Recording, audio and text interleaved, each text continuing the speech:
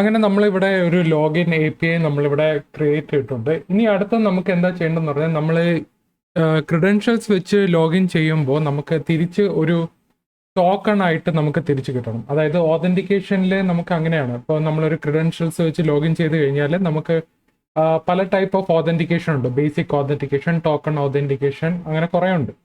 Basic authentication എന്ന് പറഞ്ഞാൽ നമ്മുടെ ക്രിഡൻഷ്യൽസ് വെച്ചിട്ട് വാലിഡ് ആണോ അല്ലേ എന്ന് ചെക്ക് ചെയ്യും. പക്ഷേ നമുക്ക് ബേസിക് ഓതന്റിക്കേഷൻ ചെയ്യാം, പക്ഷേ സെക്യൂരിറ്റി ഭയങ്കര റിസ്കിയാണ്.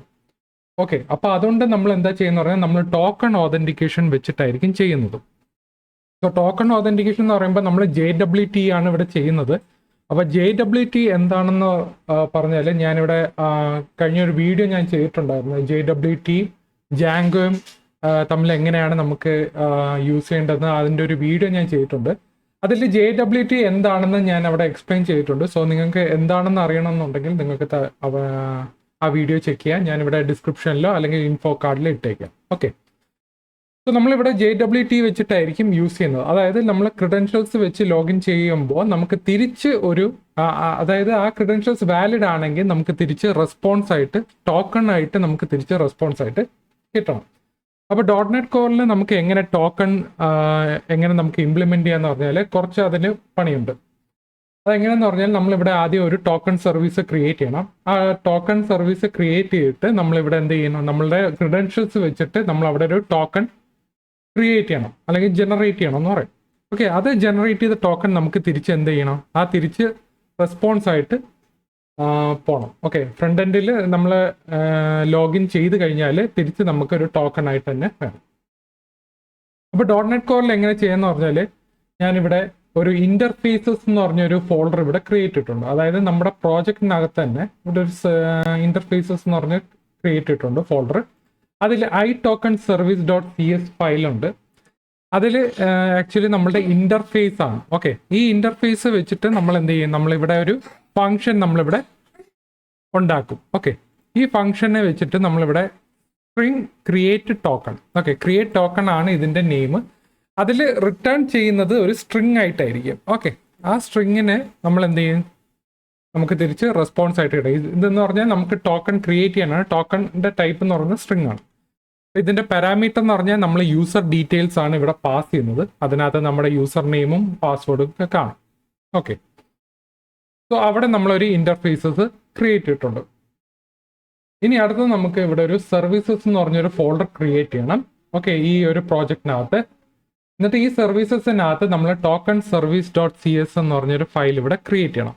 അപ്പോൾ ഇവിടെ ക്രിയേറ്റ് ചെയ്യാനായിട്ട് നമ്മളിവിടെ എന്താ ചെയ്യുന്ന പറഞ്ഞാൽ നമ്മളിവിടെ സർവീസ് ഫോൾഡറിനകത്ത് നമുക്ക് ആഡിനകത്ത് നമുക്കിവിടെ ന്യൂ ഐറ്റം കൊടുത്തു കഴിഞ്ഞാൽ ന്യൂ ഐറ്റം ആഡ് നമുക്ക് ന്യൂ ഐറ്റം ന്യൂ ഐറ്റം എടുത്തിട്ട് നമുക്ക് ഇവിടെ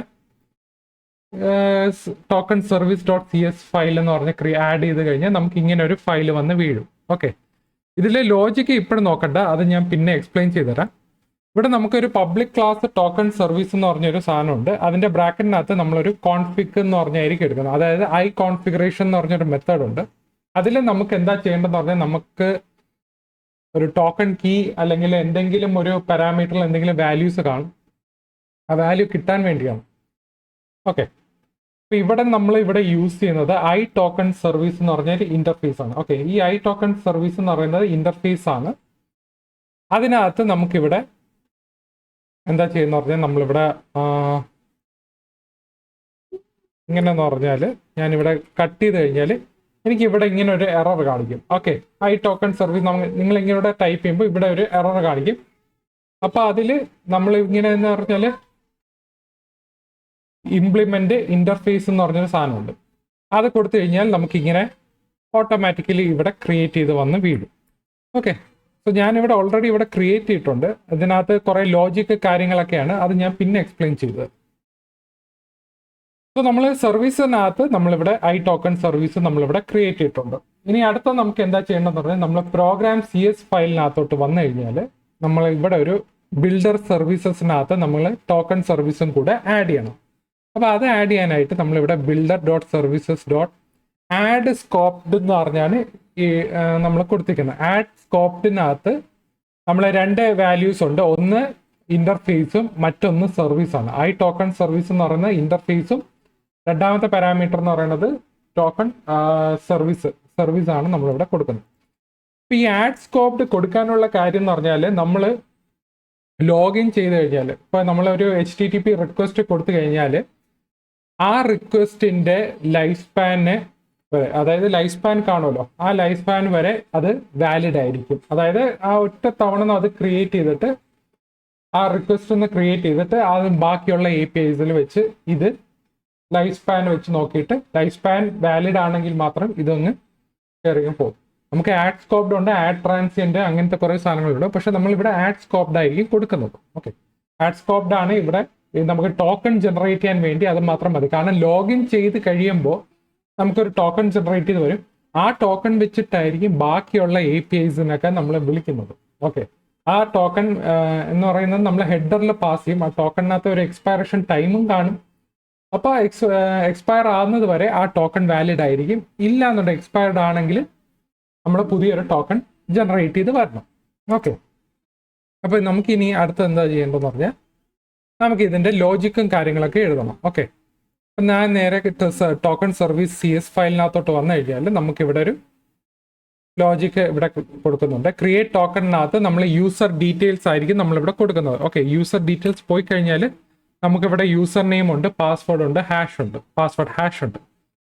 അപ്പോൾ യൂസർ ഡീറ്റെയിൽസ് നമുക്ക് ആയിരിക്കും ഇവിടെ പാരാമീറ്ററിനകത്ത് പാസ് ചെയ്യുന്നത്. അപ്പോൾ ടോക്കൺ കീ ഈക്വൽ ടു എന്ന് പറയുന്നത് കോൺഫിഗ് എന്ന് പറയുന്ന ടോക്കൺ കീ ആയിരിക്കും. അതായത് വരുന്ന ടോക്കൺ കീ സംഭവം കാണുമായിരിക്കും. അതായത് നമ്മളിപ്പോൾ ആദ്യം ഒരു റിക്വസ്റ്റ് കൊടുത്തു, ജനറേറ്റ് ചെയ്തിട്ടുണ്ടെങ്കിൽ ആ ജനറേറ്റ് ചെയ്ത ടോക്കൺ ഇവിടെ ഉണ്ടോ എന്ന് നോക്കും. ഇത് നള്ളാണെങ്കിൽ, ഓക്കെ, ഈ ടോക്കൺ കീ നള്ളാണെങ്കിൽ നമുക്ക് ഇവിടെ ത്രോ ന്യൂ എക്സെപ്ഷൻ എന്ന് പറഞ്ഞ് വരും. കനോട്ട് ആക്സസ് ടോക്കൺ എന്ന് പറഞ്ഞായിരിക്കും വരുന്നത്.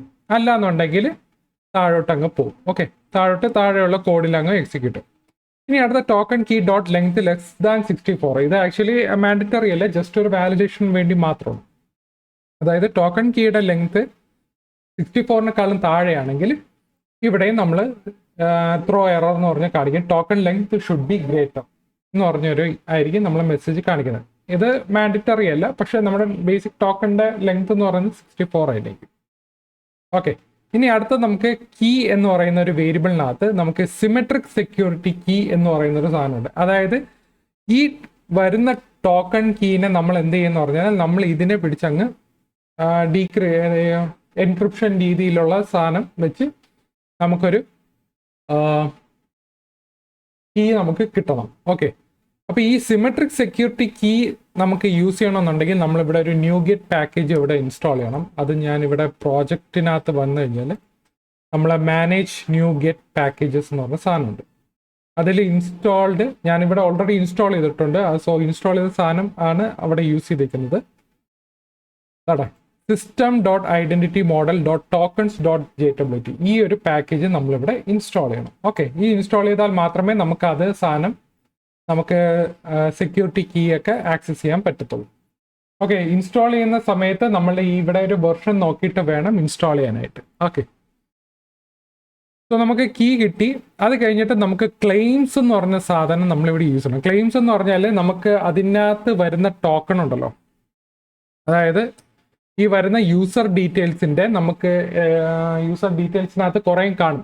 ഓക്കെ, യൂസറിൻ്റെ റോള്, അതായത് യൂസറിൻ്റെ നെയിം, യൂസർ ID, എന്ത് ടൈപ്പ് ഓഫ് റോളാണ്, അഡ്മിൻ ആണോ കസ്റ്റമർ ആണോ എന്നൊക്കെ ഡീറ്റെയിൽസ് ഒക്കെ നമുക്ക് ചെയ്യണമെന്നുണ്ടെങ്കിൽ നമ്മളിവിടെ ക്ലെയിം എന്ന് പറഞ്ഞ സാധനമായിരിക്കും യൂസ് ചെയ്യുന്നത്. ഇവിടെ നമ്മൾ യൂസർ നെയിം ആയിരിക്കും നമ്മളിവിടെ എടുക്കുന്നത്. നെയിം ഐഡന്റിഫയർ വെച്ചിട്ട് എടുക്കും.